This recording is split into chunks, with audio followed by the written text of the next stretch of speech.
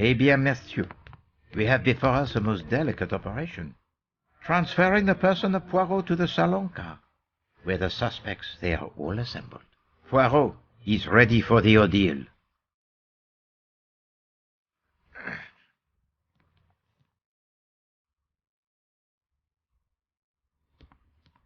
Marche!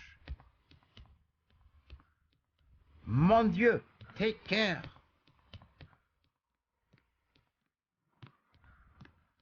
Beware of Greeks bearing gifts.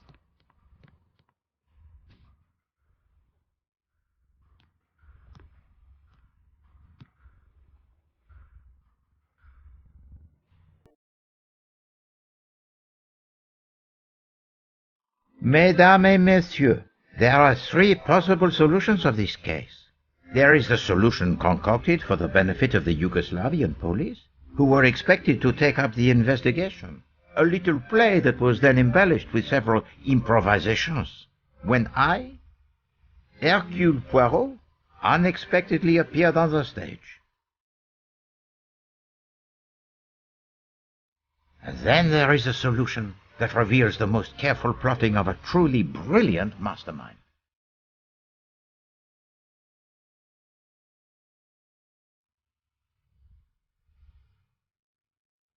And yet there is also a third, one of which I think even now that mastermind, in this carriage with us as I speak, has no knowledge.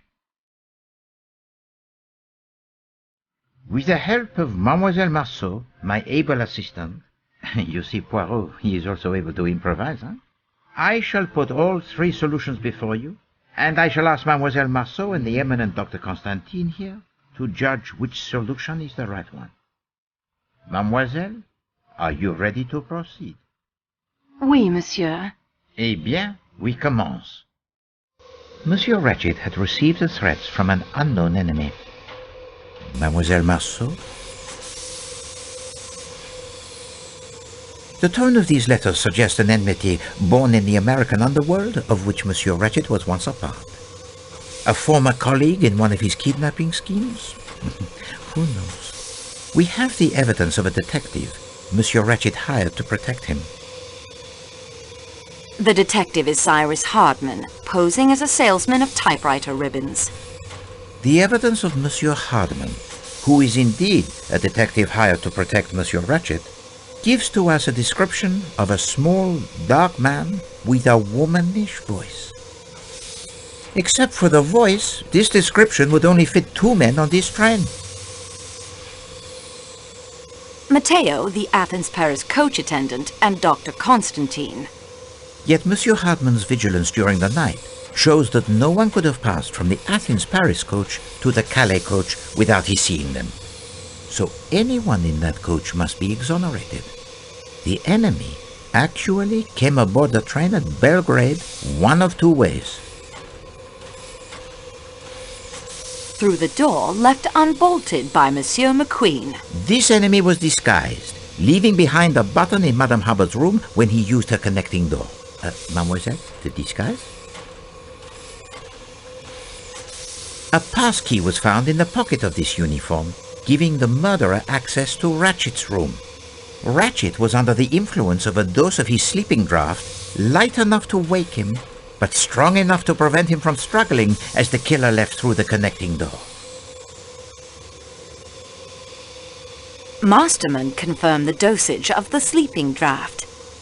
Oui, he did. Well, the murder weapon is obvious. Mademoiselle? It is a stiletto, the type of knife carried by the criminal type in America called the mafiosi. The killer planned to leave the train at the next station after committing his crime. Show to them the evidence supporting this, mademoiselle. Exact. The avalanche prevented him from reaching Broad. Even so, he went through with the crime and then hid himself. The killer hid in an empty room in the Athens-Paris coach. At first, in the Athens-Paris coach, and then later it is in the hut. Mademoiselle found the uniform and the stiletto. But the killer had fled. He may have escaped down the mountain, or he may have come to his just reward somewhere out there in the snow. I think you will agree that we had followed the trail as easily as if we were tracking the footprints in the snow. Well, it is plausible. It certainly fits the most obvious set of facts. I applaud the mastermind who hides behind such an innocent face. The second solution asked more of the little Gressels, not only of Poirot, but those of Mademoiselle Marceau and Dr. Constantine as well. It was hidden most carefully. The unlikely accident of a means of communicating with the outside world, a part filled most ably by my dear friend Barnaby, made the truth, or at least part of it, easier to uncover. But I flatter myself that enough clues were found right here on this train that such communications were almost always but collaborations of conclusions that I had already reached. So, mademoiselle, we will begin again. First, I will speak to you of time. When did Monsieur Ratchet meet his end? I suspect Mademoiselle Marceau has the theory. 1:15 a.m. The watch was broken during the attack, and Madame Hubbard heard the killer in her compartment only moments later. Let us examine each possibility in turn. 10:40 p.m. or earlier? No, I think not. Mademoiselle Olsen spoke to Ratchet from the doorway at 10:40 p.m., but she never went inside. It conjures the image most bizarre of her throwing a knife at him 12 times from the doorway. And how does she retrieve it? Is there string attached to the handle? No. No, that is a solution of a most lurid sort. 12:37 a.m.? A more interesting possibility. Monsieur McQueen states that Ratchet spoke no languages other than English, and yet the voice answered Michel in French. Still, I think this was simply a performance for the benefit of Poirot, one of the little improvisations. I was meant to see through it and say, no. Monsieur Ratchet, he was already dead by 12:37. He could not have cried out. The broken watch said 1:15. Oui, it did. And it fits with the time of Madame Hubbard's visitor. Now I digress for the reminiscence. I observed to Mademoiselle Marceau that one meets many classes and nationalities when traveling aboard the express. I asked her to imagine whether such an assembly would ever likely to be collected under any other conditions. And mademoiselle, what was your reply? In America. C'est ça. Only in America will you find a household composed of so many nationalities. Look about you. As our investigation progressed, it became clear that 9 passengers on this train are connected in some way to the Armstrong kidnapping. Who have we connected to that case, mademoiselle? Countess Andrigny. Colonel Arbuthnot. Mary Debenham. Princess Dragomirov. Antonio Foscarelli.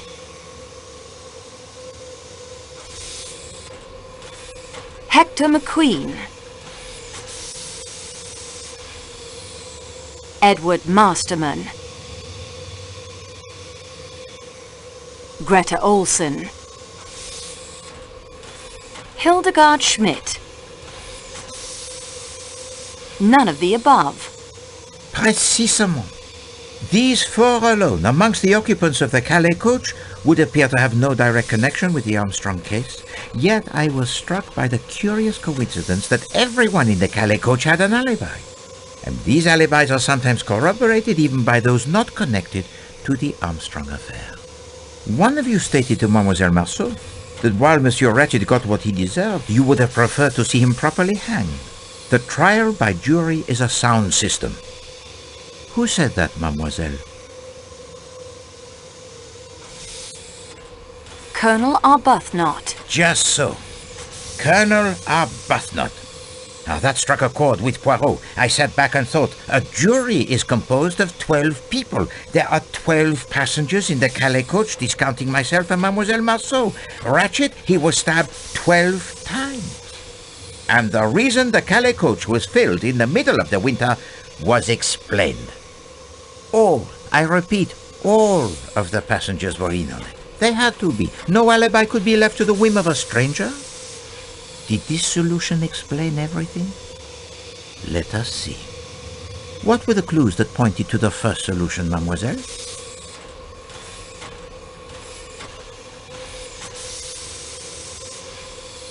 All of these clues agree with the first solution. Oui. And now, of course, my attention focused on Monsieur Hardman, for he, the apparent outsider, had provided a key element in this artificial solution of an unknown enemy. How to explain his complicity? And then I remembered that Mademoiselle Marceau had told to me 2 suggestive moments during 2 different interviews with Monsieur Hardman. When he said the snow was bright. Mais oui, the snow has not been very bright today.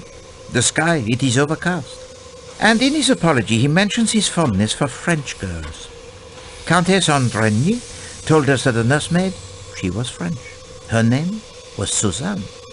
Our young friend Barnaby Lewis confirms via the ham radio that her full name was Suzanne Ferrier, and that she was born near Paris. So, it is not so much a leap, I think, to wonder if perhaps the man from New York and the French girl working there might not have formed the attachment. I've been a detective for almost 20 years, Monsieur Poirot, but I'm in admiration of you. Yeah, Suzanne and I were going to ask her uncle if we could get hitched. He was her guardian. And the kidnapping and everything. It was too much for her. Her uncle, monsieur? And his name? Oh, jeez, I can't say I remember. A detective for almost 20 years? And you never even knew the name of your fiancé's guardian? No, probably got it written down somewhere back in New York. Enough of this foolishness. I can guess his name right now, and so I expect can Mademoiselle Marceau. Monsieur Ferrier. The picture in your valise, it is that of you, your sister, and her daughter Suzanne? Oui, monsieur. After my sister and her husband died in a car crash, I raised Suzanne as my own child. And so, that leaves only one. Me? If your tenant is one of your killers, Mr. Poirot, that makes you 12. You don't need me. No, madame. I have come to the odd conclusion that the person who has taken no part in the crime is the one who would be considered most likely to do so. I refer to Countess Andrigny. Her husband swore on his honor she did not leave her room last night. A count from a noble family? A rising young star in the Hungarian diplomatic service? Such a man does not swear upon his honor lightly. No, it is much more probable that he tells the truth. And it is the devoted husband who, so to speak, takes his wife's place. So you see, madame, we are back to 11 without you. Well, I never. Wait until my daughter hears about this. Why not tell her now? She is sitting there right beside you, Madame Arden. You are the instigator, or the director, I should say, of this entire performance. You, who Mademoiselle Debenham so rightly called the strongest character among us. And there you have it. Does this second solution explain everything? Let us see. Mademoiselle Marceau, what was the real murder weapon?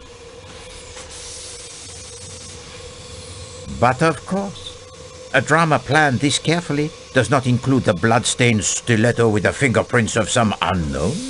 No, that is merely a prop, as were the 2 threatening letters. The burned note, of course, was a real threat. The conspirators most assuredly did not want this murder tied to the Armstrong kidnapping, and the true weapon, with no incriminating mark upon it, might never have been found if it had been thrown inches further. Bloody steak knives aren't balanced properly for throwing. My hat's off to you, though, Miss Marceau. When I saw where it landed, I wasn't about to crawl out there and end up at the bottom of that ravine. Took some nerve doing what you did, and there's no denying it. Hear, hear. So, the improbable differences in the stab wounds is now explained. 2 so-called clues were dropped in the dead man's compartment. Mademoiselle? The pipe cleaner, incriminating Colonel Arbuthnot, who had one of the strongest alibis and whose connection to the Armstrong family was probably the hardest to prove. And the second clue found in the room, mademoiselle? The handkerchief, incriminating Princess Dragomirov, who by virtue of her frail physique and the alibi given by her maid and Michel was practically in an unassailable position. Then there was the clue found at the shepherd's hut with the incriminating fingerprints. Do you have it, mademoiselle? With Matteo's incriminating fingerprints on it. Not precisely cricket, you know, Tonio, to incriminate an innocent man. Cyrus could swear Matteo had not entered the Calais coach. Michel informed us the radio was in the baggage car, and I went to put it out of commission. I did not want to destroy the equipment. It must have taken him much saving to purchase. So I only smashed the telegraph key. Signorina, you are a miracle worker for sure. To get the radio working again. I know about these things. That was a stroke of a genius.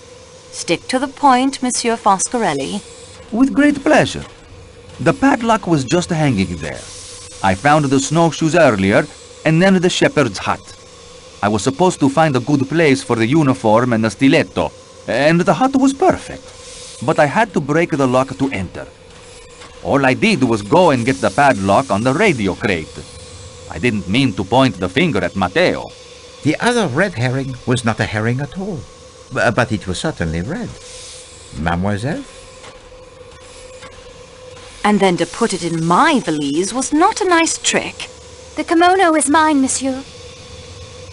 And mademoiselle, I had no intention of trying to incriminate you. I had to put it someplace, and I thought it would be amusing if you found it there. Oh, oui, you enjoy your little games, Countess. Mademoiselle Freebody, indeed. Well, Madame Arden? I always fancied myself in comedy parts. Bravo, Mr. Poirot. Well done. Applause from an actress of your stature is praise indeed, madame. We were all at the house, a house filled with almost unendurable pain and sadness. The Perkinson brothers were dead, but Cassetti had got clean away. We decided then and there that the sentence of death that Cassetti had escaped would be carried out. Little did we know how many years would pass, how many false leads Mr. Hardman would track down before Cassetti would be found. Whatever country my work took me to, no matter how tough the case, I always saved plenty of time to try and pick up the trail. But he kept on the move. Brazil, Mexico, most of Europe. Ratchet was only the last of a string of aliases. Then Mr. Michel wrote to me. It was he who, quite by accident, had recognized Cassetti traveling aboard the Istanbul to Calais train. When we learned the man, now calling himself Ratchet, frequently traveled to the Middle East aboard the train, we knew we could have some control of the scene of our planned execution. It took months, but in time Ratchet hired both Hector and Masterman. One of us would have been enough. Two were better. Hector handled all of Ratchet's travel arrangements. With Michel's help, passage was booked on the same train he would be using to return from his latest excursion to the Orient. The rest you seem to know. Oui, madame. Indeed, the rest Poirot knows. But I don't understand. You've uncovered everything. We know we did it. How can there be another solution? Simplicity itself. There is among you one who is not who he pretends to be.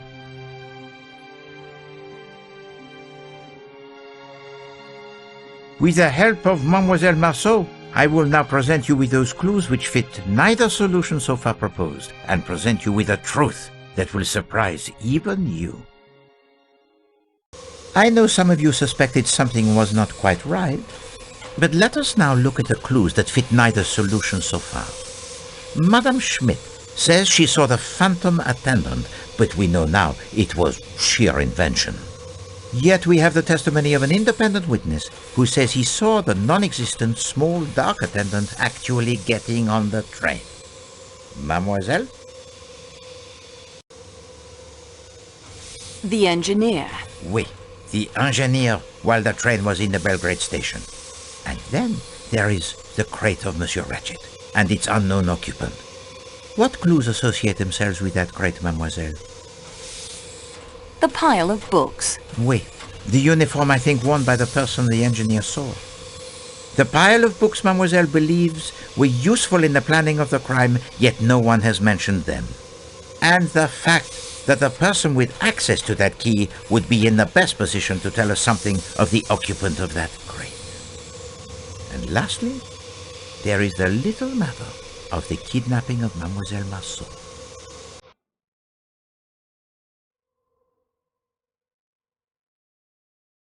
The what?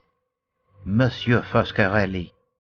I would not harm the signorina. It is why we are all here, to punish the kidnapper.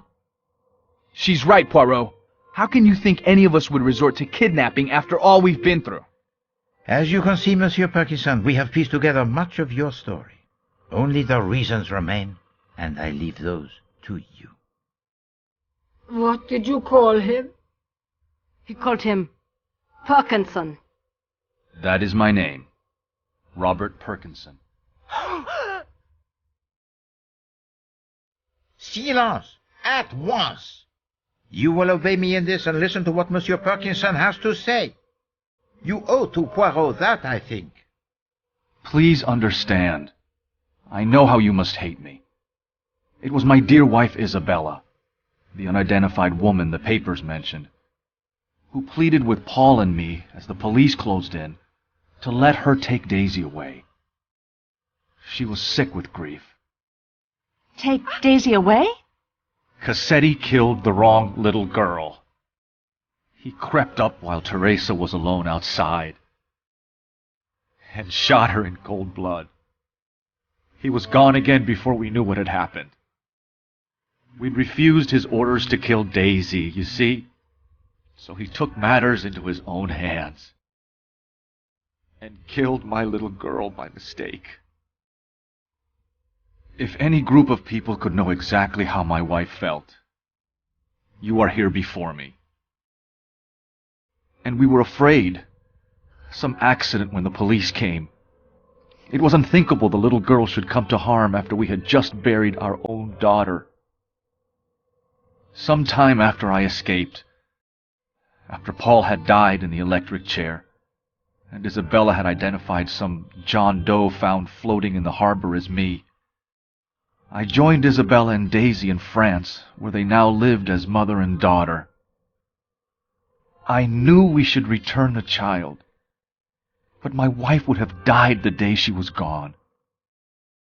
The child now answered to the name of our little girl, Teresa, and called my wife Mama. You understood the meaning of the photograph, Mr. Poirot? Your family. You, your wife, and your little girl. And once I realized that, I knew that you could not be Pierre Michel. I then began to consider who you must be. Only one figure could not be accounted for with certainty. Robert Parkinson. Last year, only days after my Isabella succumbed to a cancer that I think grew inside of her since the day of the kidnapping, I sought out Michel. He informed me of the plan to punish Cassetti, a plan that he, despite the death of his niece, never thought he could see through. He showed me the letters Mrs. Hubbard had written to him. He was in a terrible state. He had seen Cassetti. Yes, twice. On this very train. I could see he was not a strong man, and would not be able to face Ratchet. I looked at those letters and asked him one question. Had Mrs. Hubbard, or any of the others, ever met him in person? His answer was, no. I wanted Cassetti dead as much as any of you. He killed my child. And just as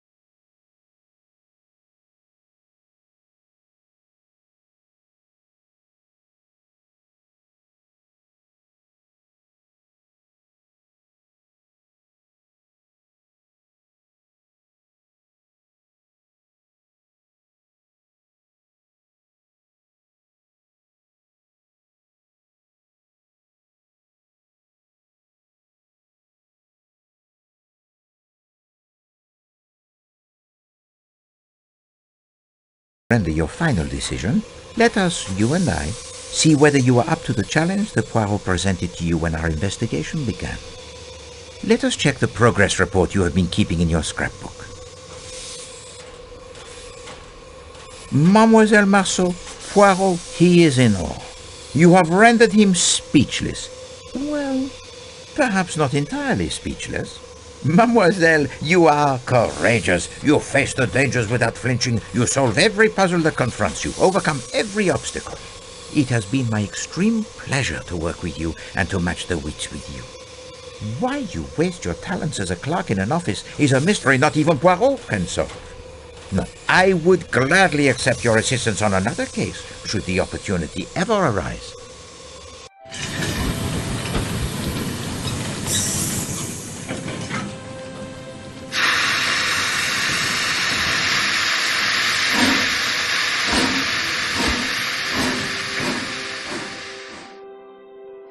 You are the representative of the train company, Mademoiselle Marceau. You have been instrumental in assembling the evidence that pointed to the solutions I have now shared. And you have been ill-used. I am truly sorry, mademoiselle. I left you all of your belongings in that box except the one I needed back, the key to the security room. You now know why. My precious cargo had to eat. You have proven to be most ingenious.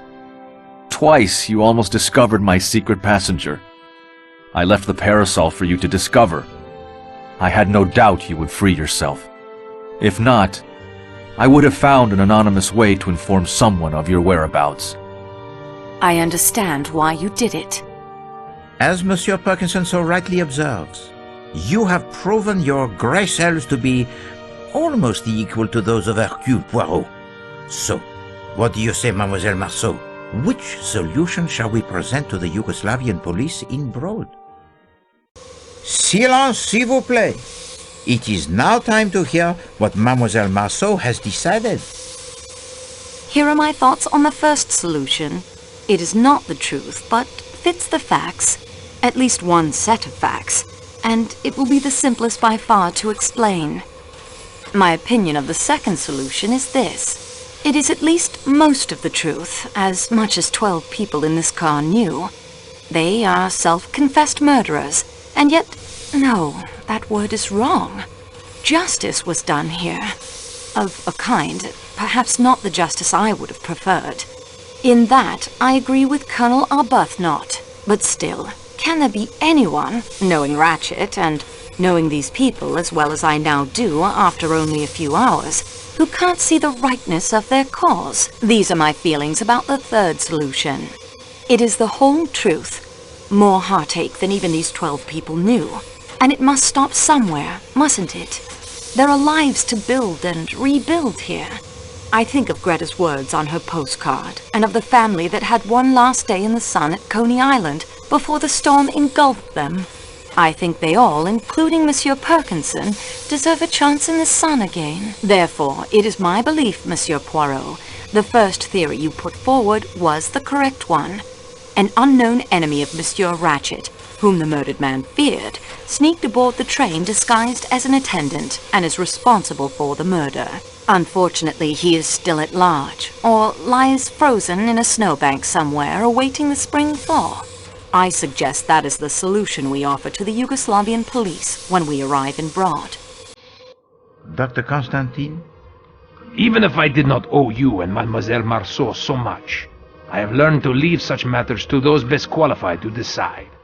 I, of course, accept Mademoiselle Marceau's decision. Why, exactly? Yeah, that's my view. What did I tell you? Yes, thank you. Monsieur Poirot, your ankle. It feels much better. And Poirot? He has been cooped up in his room far too long. He has the need of some fresh air.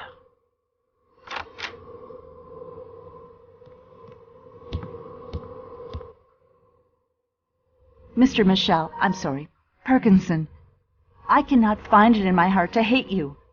All I find there is forgiveness and thankfulness for giving us back something we thought we'd lost forever. In fact, it seems You are now one of the family. Thank you. Daisy, child, my dear, I am your grandmother.